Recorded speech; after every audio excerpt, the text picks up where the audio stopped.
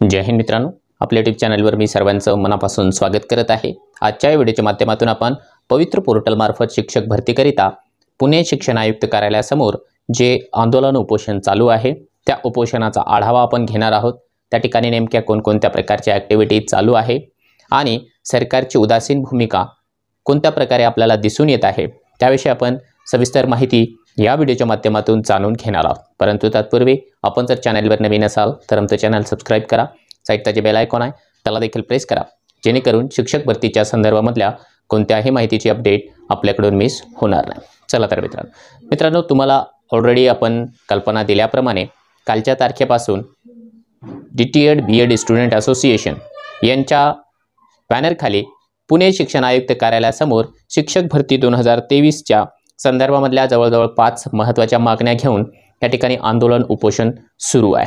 त्यामधली पहिली महत्त्वाची मागणी म्हणजे 1ली ते 12वी पर्यंतचे जे काही जागा रिक्त आहेत त्या रिक्त जागांपैकी ज्या पद्धतीने वित्त विभागाने 80% पदभरतीला मंजुरी दिलेली आहे त्याप्रमाणे जागा पवित्र पोर्टलला अपलोड कराव्या आणि वेटिंग लिस्ट लावावी। त्याचबरोबर 13 ऑक्टोबर 2013चा जो इंग्रजी माध्यमाला प्राधान्य देण्यास शासन निर्णय रद्द करून गुणवत्तेनुसार निवड करावी।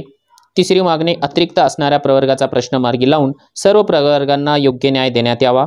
चौथी मागणी आंतरजिल्हा बदलीचा 6वा टप्पा व शिक्षक भरती प्रक्रिया एकत्र राबवण्यात यावी। आणि 5वा आणि शेवटचा मुद्दा मनपा नपा शाळेमध्ये कंत्राटी शिक्षकांना कायम करण्याचा 8 नोव्हेंबर 2023चा शासन निर्णय रद्द करून त्या ठिकाणी पवित्र पोर्टलच्या माध्यमातून कायमस्वरूपी शिक्षकांची निवड करावी। या 5 प्रमुख मागण्यांना घेऊन या ठिकाणी कालच्या तारखेपासून आंदोलनाला सुरुवात झालेली आहे।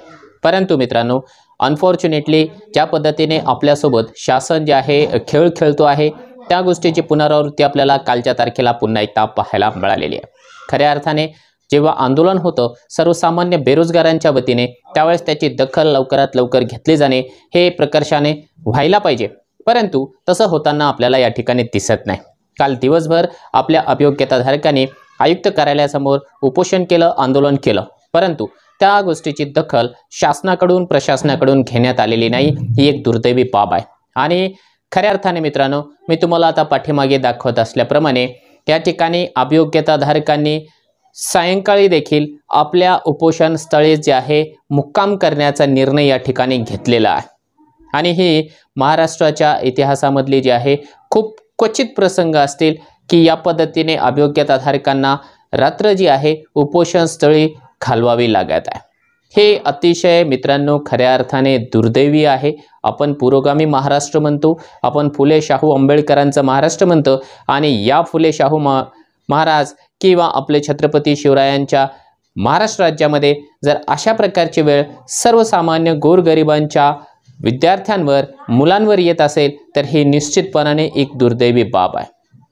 मित्रांनो, या ठिकाणी तुम्हाला दिसत असल्याप्रमाणे या ठिकाणी पुणे आयुक्त कार्यालयाच्या समोर जे दिवसभर आंदोलन करणारे आपले अभियोग्यताधारक होते, ज्यामध्ये पुरुष असेल किंवा आपले महिला असतील, त्या सर्वांनी खांद्याला खांदा लावून जे आहे उपोषण केलं आणि रात्र देखील त्याच ठिकाणी घालवण्यासाठी ते तयार झालेले आहे। अक्षरशः तुम्हाला या ठिकाणी बॅकग्राऊंडला दिसत असल्याप्रमाणे रात्रीच्या 1:30-2 वाजल्याची ही स्थिती आहे की या स्थितीमध्ये सध्याच्या घडीला आपल्याला दिसत आहे की कडाक्याची थंडी आहे आणि कडाक्याच्या थंडीमध्ये आपले जे काही मेल असतील फिमेल अभियोग्यताधारक आहेत ते या ठिकाणी रस्त्यावर झोपून या ठिकाणी आपला जो काही डिमांड आहे, आपला जो काही विरोध आहे माननीय शिक्षण मंत्री महोदयांच्या त्या फेकलेल्या आश्वासनांचा, की तो मागच्या कित्येक महिन्यांपासून जे आहे एक प्रकारे आश्वासनावर आश्वासन आपल्याला शिक्षण मंत्री देत आहे। अर्थाने जे आहे महाराष्ट्राच्या शैक्षणिक क्षेत्राला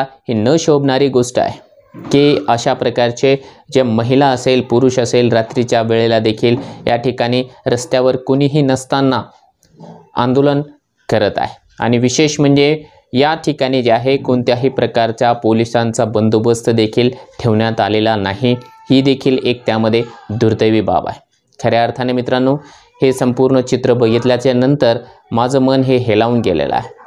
खऱ्या अर्थाने हे दृश्य आपल्याला पाहायला नको होतं, हे दिवस आपल्यावरती यायला नको होते, परंतु या गेंड्याच्या कातडी ओढलेल्या शासनानं जाणून बुजून जे आहे आपल्या अभियोग्यताधारकांवर ही वेळ आणलेली आहे। ही वेळ यायला नको होती। परंतु एक गोष्ट या ठिकाणी चांगली ही आहे की या अभियोग्यताधारकांचं जे मनोबल आहे ते अजूनही जिवंत आहे, तटस्थ आहे। त्यांचं मनोबल अजूनही खालावलेलं नाही। त्यांना गरज आहे आपल्या पाठिंब्याची, आपल्या सहकार्याची। आपल्या परीने आपण ज्या पद्धतीने त्या लोकांना पाठिंबा देऊ शकतो त्या पद्धतीने आपण पाठिंबा द्यायला पाहिजे। कारण जर आपण त्यांची मनोगते ऐकली तर आपल्याला लक्षात येऊन जाईल की त्यांना नेमकं काय सांगायचं आहे। बघूया आपण ते नेमकं काय म्हणतायत उपोषण स्थळावरून। कारण हे जे चित्र आहे ते खऱ्या अर्थाने माझ्या मनाला तरी विचलित करणारं आहे। आणि जेव्हापासून मी हा व्हिडिओ बघितलेला आहे खऱ्या अर्थाने माझं मन विचलित झालेलं आहे की आपल्या अभियोग्यताधारकांसोबत अशा पद्धतीने अशी वेळ येऊ नये, अशा पद्धतीने आपल्या अभियोग्यताधारकांना आंदोलन करण्याची अजिबात वेळ येऊ नये ही माझी मनोमनी इच्छा आहे। बघूया आपण आपल्या अभियोग्यताधारक रात्रीच्या 2 वाजता आयुक्त कार्यालयासमोर उपोषण स्थळावरून नेमकं आपल्या अभियोग्यताधारकांना काय संदेश देत आहेत किंवा त्यांच्या मागण्या नेमक्या काय आहे। नमस्कार, माझे नाव पूनम बारवकर। बघा, गेले 9 महिने झाले अभियोग्यता चाचणी झालेली।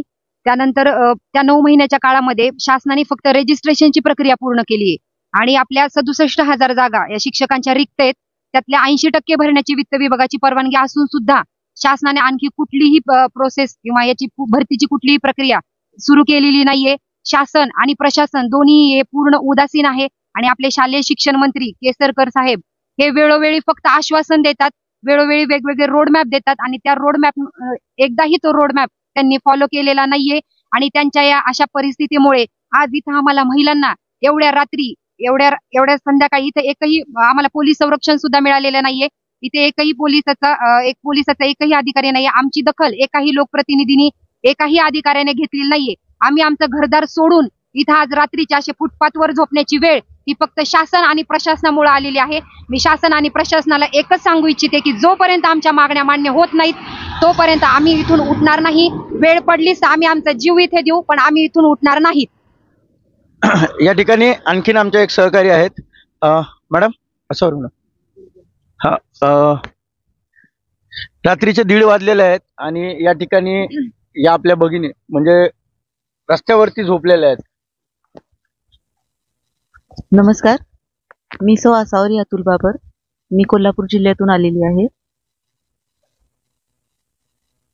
आज सावित्रीबाई फुलेंच्या महाराष्ट्रामध्ये त्यांनी जे शिक्षणाची सेवा केली, शिक्षणाचे दान केले, तर हे दान आम्हाला पुढे न्यायचं आहे। तर ही संधी आम्हाला मिळणार आहे की नाही?